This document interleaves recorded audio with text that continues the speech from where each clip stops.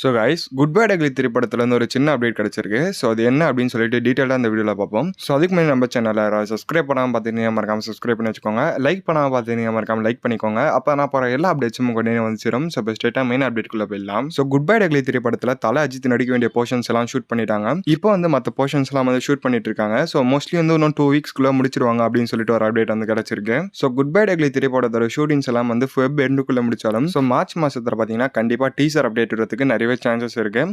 So March 6th வந்து teaser வரும் அப்படின்னு சொல்லிட்டு ஒரு ரூமர் வந்து போயிட்டு இருக்கு. ஆனால் டேட்ஸ்லாம் வந்து இன்னும் கன்ஃபார்ம் ஆகல. மேபி மார்ச் மிடில் வந்து கண்டிப்பாக வந்து டீசர் அப்டேட் வந்து இருக்கு.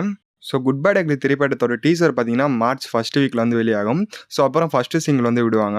ஸோ அதுக்கப்புறம் ப்ரொமோஷன்ஸ் வந்து ஸ்டார்ட் பண்ணுவாங்க. படத்தோட ரிலீஸ்க்கு 10 டேஸ்க்கு இருக்கிறதுக்கு முன்னாடி ட்ரெய்லர்லாம் வந்து வெளியிட்டுருவாங்க. மேபி இந்த ஒரு படத்துக்கு வந்து டீசர் இல்லைனா கிளிம்ஸ் மாதிரி விடுறதுக்கு நிறைய வாய்ப்புகள் இருக்கு. ஸோ மார்ச் ஃபர்ஸ்ட் வீக்கில் வந்து நம்மளுக்கு அப்டேட் வந்து கிடைச்சிடும். ஸோ நம்ம வெயிட் பண்ணி பார்ப்போம். ஸோ நீங்கள் என்ன நினைக்கிறீங்க? குட் பை டக்லி டீசருக்கு எவ்வளோ வெயிட் பண்ணுறீங்க அப்படின்னு சொல்லிட்டு மறக்காம கமெண்ட்ல சொல்லுங்க.